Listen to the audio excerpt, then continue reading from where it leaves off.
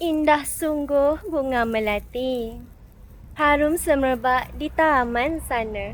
Banglo 3 tingkat menambat hati. Bersama Syai Hartanah, jom kita teroka. When your heart is racing at the speed of light, and you feel like you got nowhere else to go. Okey, jom Syai bawa masuk, kita tengok banglo ni. Okey, so kita mula daripada ruang tamu ni. Lepas tu bilik paling bawah. Bilik paling bawah dia ada tandas Kanisia. Kemudian ini ruang tamunya. Wah, cantik kan? Tinggi pula tu. Ni kalau letak chandelier sangat cantik.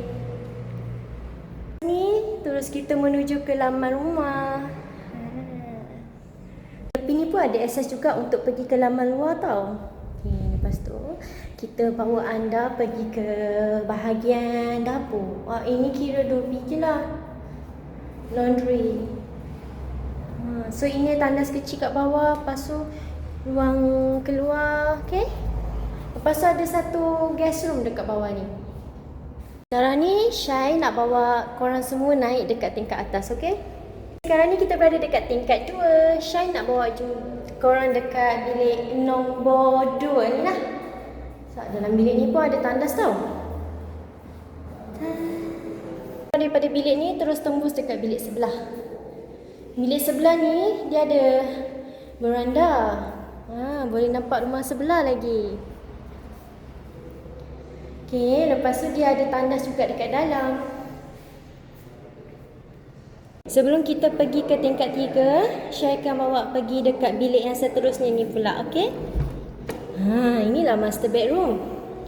Master bedroom ni ada beranda juga. Beranda ni akan tunjukkan anda view hadapan rumah. Cantiknya. Dalam bilik master bedroom pun ada juga tandas. Rumah ni sangat luas tau. Nampak? Ini master bedroom. Sekarang kita pergi bilik yang sebelah. Bilik sebelah. Bilik sebelah pun besar juga. Tapi tandas dia kongsi dengan bilik yang sebelah ni.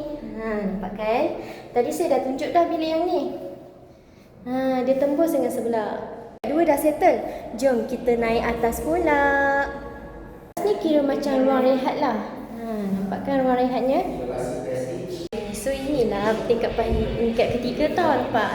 Ruang rehat. Lepas tu dekat luar ada kawan-kawan saya. Nampak ni beranda. 3 tingkat, nampakkah? Noncik Johor tempatnya tenang. Ingat rumah, ingat Syai Hartanah. Urusan mudah, hati pun senang. Hubungi Syai pada hari ini juga. Bye.